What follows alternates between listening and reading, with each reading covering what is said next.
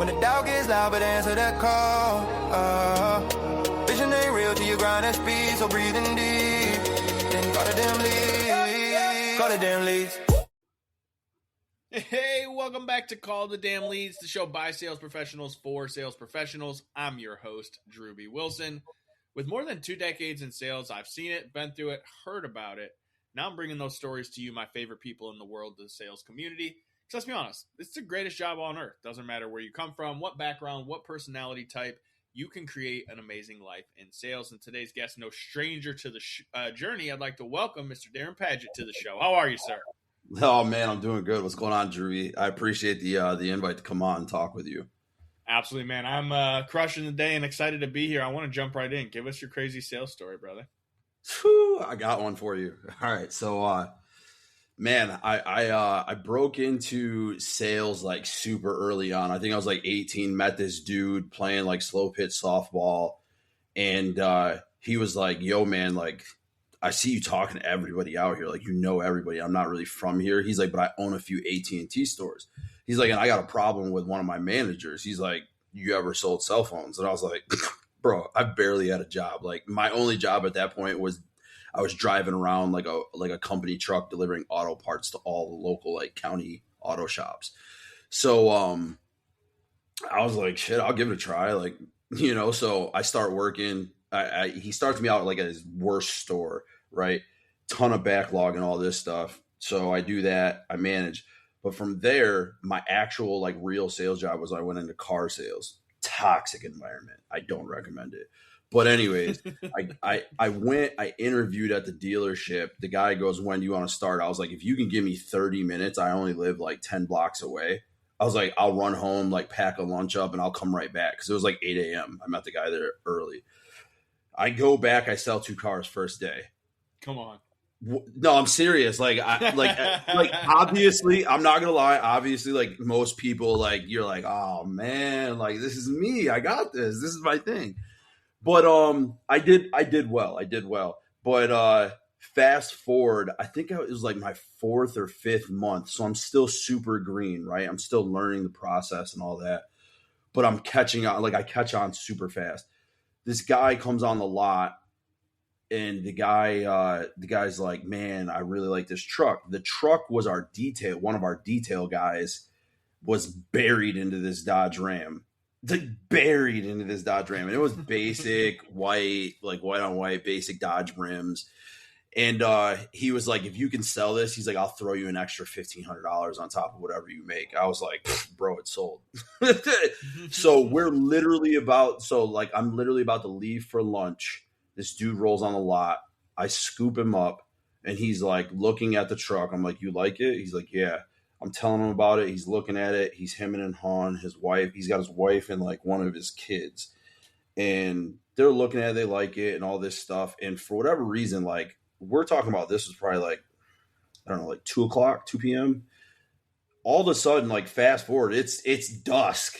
And this cat still like wouldn't go on the test drive because he was so afraid because he saw the price. And he was like, I know that's going to be too expensive. I find out the guy like makes a shit ton of money. Like the guy makes he brings home like $3,200 a week and doesn't really like have many bills. He's got like an 850 credit score, like, but he's like a machinist or something. Like, very logical and detailed. Those guys are hard to sell sometimes, man. Oh man. So like, but the guy was cool as shit. Just a regular, like, you know, he's like a grease monkey, right? Like just always like greasy work pants on. Like that was just him. He didn't really care. And his wife's like, oh honey, like you like it. Like she's like helping me out, like selling this for me. So like, she's like, you like it. You never buy yourself anything. Your birthday's coming up. And so's our anniversary. Like, you deserve it. And, you know, like we do need a new vehicle. Like your truck is so beat down. You can just use it as like a plow truck in the winter. I'm like, man. So finally he's like, you know what? I don't know. I'll come back like this weekend. And I think it was like Thursday. I was like, this ain't going to happen. He was like, we got to get to the store before it closes. We got to get groceries. I go, here's the keys. Hop in. Let's go to the store and get groceries. I'm going to help you guys grocery shop. I jump in the truck. We're literally walking through the grocery store and I'm picking shit off the shelves. Like I'm picking stuff off the shelf with like I'm picking his daughter up and like she's getting stuff up high off the shelf. Like we're hanging out. Like I'm literally filled a cart with all of their groceries. And I split his grocery bill with him. I was like, dude, you like the truck? Because he made a comment. He's like, you're really in here helping us grocery shop. He was like, I think I'm going to buy the truck. And I was like, yeah, man. I was like, you guys need to get groceries. I didn't want to hang your time up. I was like, but I know that you want this truck and I wanted to sell it to you. I didn't want somebody else to sell you at another dealership and screw you. Disclaimer. The price of this truck was very overinflated because of the detail guy that was buried. So like he definitely could have got this truck for like $8,000 less somewhere else. So anyways, the guy's like, I split it. I go, if you buy the truck, I'll split your grocery bill with you. I was like, and I'm not even going to eat a lick of these groceries. I was like, I'll split your grocery bill with you. Cause it was like a $400 bill. Like they packed the cart. So I split the grocery bill with the guy. We go back to the dealership and I fly through the paperwork. I'm like, bang. It was a monster deal. I think I made like $5,500 off that truck plus the extra $1,500 that the detail guy kicked me. But it was because I was paying attention to the nuances throughout the process. And I was picking up on his wife helping me sell. I was picking up on his daughter like in the truck. Like she kept wanting to get in and out of it. And then like he kept staring at it and like just eyeing it up like it was already his baby. And one of my usual go-to things was I would tell people, all right, I was like, can I get the keys to your car? I just need to go look at something. And then once I had the keys to their car, I would hand them the keys to the vehicle. And I'd say, all right, cool. Your car's staying with me tonight. I'm going to park it here, someplace safe, tuck it in out back. And then you're going to take this home. I want you to be able to wake up in the morning while you're getting your coffee and you're getting around and look out the window and be like, damn, that looks nice in my driveway. But I knew I didn't have that play. So I was like, let's go get these groceries. I guess I'm a grocery shopper. I didn't get home that night until like 11. And like I walked in and like at the time my girlfriend, but now she's my wife. She was like, I know you sold something. And she was like, because you wouldn't be home this late. She was like, you wouldn't be home this late. But yeah, that was a wild one, man. I mean, I've got a ton in the chamber that are wild, but that was probably the wildest one that I executed at such a high level on like just almost muscle memory, like from reps. Like, and that was at an early stage. But it worked out because I did what I was supposed to. I listened. I didn't talk too much. I paid attention to like the nonverbals, like the body language and all that stuff. It's super key, man. It's super key. Like I would have never gotten that deal. Man, and I appreciate you sharing the nuance of that because this is part of the sales conversation that I really try to have with people. Because, man, let's be honest. Like, there's so many different trainers and sales coaches and stuff that exist in the world today. And, like, all of them have their pluses and minuses. Like, to be honest, I've spent ridiculous amounts of money going through almost every course I can find just to see, like, hey, what's that 1% difference? What's that little thing, right? And at the end of the day, personally, what I've learned, if you just care about people and you listen to what the hell they're saying when they're talking, my man, closing ain't that hard. Like, you're never going to sell everybody, but more people talk themselves out of sales than into sales at this point, I think. Listen, man, what I tell all the business development specialists that like contract with me right now, and what I've been telling people for years is exactly what you just said. You have to get yourself into a state of being 100% genuine just across the board. And when you get yourself into that state, as far as like your role, especially if you're in sales, you need to only give a shit about the person, their wants and their needs and their goals, and fulfilling that with what you have to offer. And if you care about nothing but them, the paycheck is an automatic byproduct. As soon as you start focusing, as soon as that paycheck starts to come into focus, you're cooked. You're cooked. You have to truly just care about other people, not yourself, not your paycheck. Your paycheck's going to come as long as you're doing the right things, you're following your processes, you're listening and not talking too much. I promise, anybody who's listening to this, even if you've already recognized success already, I promise you it's not going to be long-term success without doing what we both just said. It's going back to the basics, because a lot of times what happens is when you're new, you don't know what you don't know. And this happens a lot, especially in the world like with cars, where it's like, man, I just showed up and I was happy and smiling and they liked me and they bought the thing. And then over time, you realize that doesn't work every time. So you pick up the little nuances and you start thinking a little more outside the box and you strategize. And then you get to the point where you get comfortable and you forget to do the little things that make the biggest impact during the conversation and the transaction. And that's why people reach that point in years like 3, 4, 5, where they're just like, I don't know, man, I've been in the game a long time. I'm not really getting anywhere. And it's just like, yeah, because you stopped caring about the people and just started looking at your paycheck every week.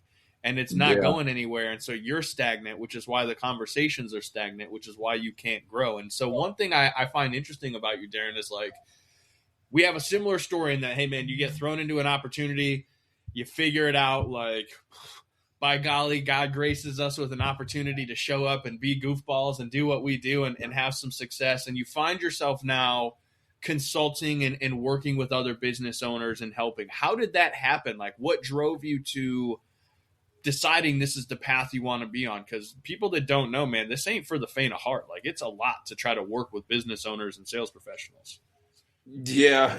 I mean, just starting out with that point right there, it's a mountain every day, you know. I mean, every once in a while you might have a day or two to where like it's a little bunny hill or like there's nothing there and it's just easy. But I mean, 9 times out of 10 it's a mountain. So like you said, that's spot on. As far as like how did I come to this, it was, you know, progressing through the jobs I had through management, managing teams of people, and working for a lot of small business owners in the town that I grew up in. And like at the time, like looking back now, at the time, what I was doing was really setting myself up for like a really good toolbox for what I have and a really good knowledge library, because I was just tagging along and just pestering, asking questions. Why'd you do that? Like, how come you didn't write that guy a receipt? Like, and then come to find out it's because like his wife already knows that his receipt needs to be done a certain way, and he recognizes when it's her handwriting and when it's his handwriting, he likes her handwriting. Like all these different like little like nuanced things on how they ran their business and why they did certain business practices a certain way. I just kept pecking away and asking questions and just storing the information away. And then also like how I said at the top of the call, like my first job was like driving around delivering auto parts. I loved hanging around like as like 17, 18, 19 years old with like 65-year-old dudes. Like loved it. Come Like, on. I didn't want to hang out with anybody close to my age, man. I didn't want to hang out with they didn't have anything to offer me, nothing to offer me but attitude and like arrogance. And so I would hang out. Like I'd get, like they'd call me from other side, like, where are you at? We got 10 orders stacked up. Like, where are you at? And I'd be at some mechanic shop 35 minutes away somewhere in the county shooting shit with these guys, hanging out, them trying to get me to drink beers. But what I was doing was just sitting there, shutting the fuck up and listening to what they're saying. And then I was digesting, like subconsciously, throwing away their bullshit that made no sense, but then taking in all those golden polished nuggets that like you won't get except for with experience. And then like just putting all that together, man, like I got to a point to where I can't remember what I was doing at the time. Oh, I had just gotten absolutely just railroaded by this company. They're a global company, but they had a couple locations in this small town that I grew up in. I got absolutely railroaded by them. They took my whole blueprint for how to turn their company around. At the time, they had 12 warehouses. The only one that was in the green was the one that I really was responsible for. Everybody else operated in the red month over month. They took my whole blueprint, everything, like how I said you should really like flip and turn everything around. They took it all around. They took the whole blueprint and then like was like, all right, see ya. And at the time, my kindergarten best friend, like we are no longer, like he doesn't even exist in the world to me anymore at this point, just because of the things that he ended up doing. But at the time, we were best friends since kindergarten. He had moved away and then he had moved back into the area, and like we had just randomly met up and then just hit stride again. He was working for this guy that had a plumbing company, but the plumbing company was his dad's, and his dad unfortunately committed suicide. Mm. And his mom was running the company. He took the company from his mom, and he was running it. But anyways, this guy was working for him, and he came to me one day, like he stopped by, and he was like, "Man," he's like, "this dude's making like just cash fist over fist." He's like, "I know how to plumb." He's like, "You're solid with like business and like how to talk to people and like everything like that." He's like, "We should start our own thing." And I was like, "Dude, I can have it up and running by Wednesday next week." And it was Thursday. Mm-hmm. I had the logo created, I had the business filed, I had everything in like 5 days flat. And we were That's awesome. up and rolling. And this was in August. We did 102K by the end of the year. And this is a town with like 10,000 people. Second year, we rolled like 280, 290. Third year, I had us projected to break half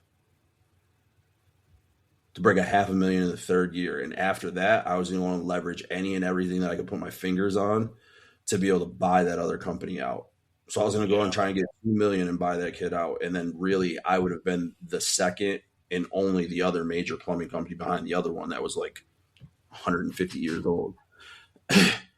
So, I mean, at that point, after that, like I achieved success, but then he killed it. And then I was like, and my wife was like, let's move to Florida. I was like, peace. I was like, I'm with it. So we came down here, and when I got down here, I met some people, and I kind of was just like doing word of mouth, like kind of like advising and like consulting. So I consulted with some people just like on like small businesses, like, hey, what should I do? Like blah, blah, this and that. And then I did some financial services work, and then I was just like, man, this isn't what I thought it was going to be. I was like, let me triple down. I'm going to go past double down. I'm going to triple down at the beginning of this year. And I was like, I'm going to go into consulting. I was like, I know I have enough of a knowledge base. I've built business plans for people. I've sold business plans. I've built businesses for them. Like, I should do this. I was like, I have a lot that I can offer, and I know what to do the right way and what not to do the right way. I have the A to B, right? I ask a lot of people when I sit down and I talk to them, like, what's the fastest way from A to B? And they're like, oh, it's a straight line. You're not wrong, but truly the fastest way is experience. So that's how I got to where I'm at now, because I like the aspect of advising and consulting more so than selling, because I've found, and maybe this is just the jaded aspect in me from the auto industry, because it's a very toxic world, but like selling someone just sounds nasty. A little bit. It seems like you're coercing and you're convincing. And if you're having to coerce and convince someone to purchase something like your product, they really probably don't need it. Now I understand, like, obviously, like some people, like they do need it and they need some, like a little bit of a push because they're tight wads and, you know, those situations. But for the most part, I feel like it should be always approached from more of an advisory, like figuring out what do they need, showing them why your product is what they want. And then if they want to buy it, cool, great. If you don't want to buy it, there's other people out there. I just must not be the fit for you. It's either A, you don't like me, A, you don't like the product, which you've already identified that you need, or B, you're broke and you can't afford it, which you can't fix broke. Man, there's so many layers to this, and it's a conversation that we could probably spend hours having, but you know, I want to be respectful of your time. What is the best way for us to find you, follow you, check out more of your content, kind of see, you know, what you're putting out in the world? Because when you have that much experience and wisdom over, you know, a decade of different opportunity, I know you're putting out some great content. So how do we come find it? Yeah, so I love that you said that. I've always been like such a private person, so I've been so against creating content. And right now we're starting to ramp up the content. So we're starting to create. So you're going to start to see like an inflow like over the next 3 months of just nonstop content that we're already beginning to film now. Nothing has really been released yet because it's in editing. The first stuff is in editing, but you can find us like all of our social media pages are at DNA Biz Co. So DNA BIZCO. That's all of our social media pages across YouTube, Instagram, LinkedIn, I believe as well, TikTok. It's all the same. Our website is dnabusinessco.com. You can go on there. We've got an ROI calculator. So like if you're looking to, make some organizational structure changes or like scale or whatever, you can kind of plug in some basic information. We don't store any of the information. You plug in basic information about your business and it'll give you like a roundabout. It's not exact, but it'll give you a roundabout idea of what your ROI in terms of investment into us is going to be. We've got a lot of other offerings that we do. We write business plans. I do one-on-one coaching with people, like mentorship, which I'm actually about to open up a couple of spots because I'm nearing the end of one of my mentorships right now. So I'm about to open up 2 or 3 spots for 2026 that I'll be offering to mentor business owners or solopreneurs one-on-one. Heck yeah, man. Yeah.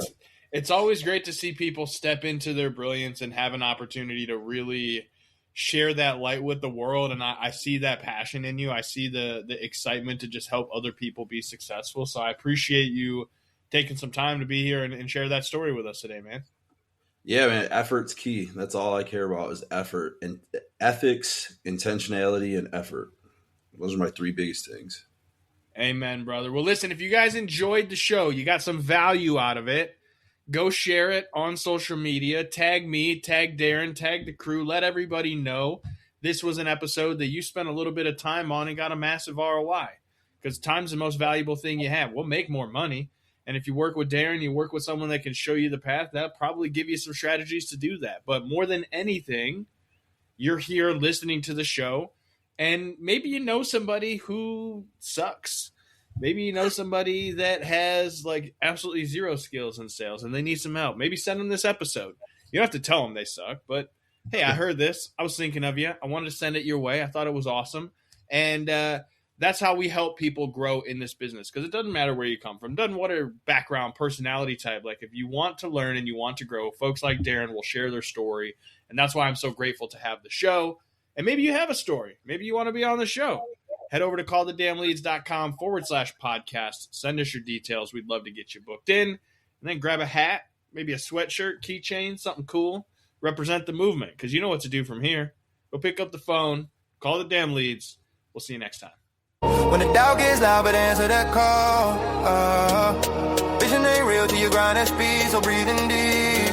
Then call the damn leads. Call the damn leads.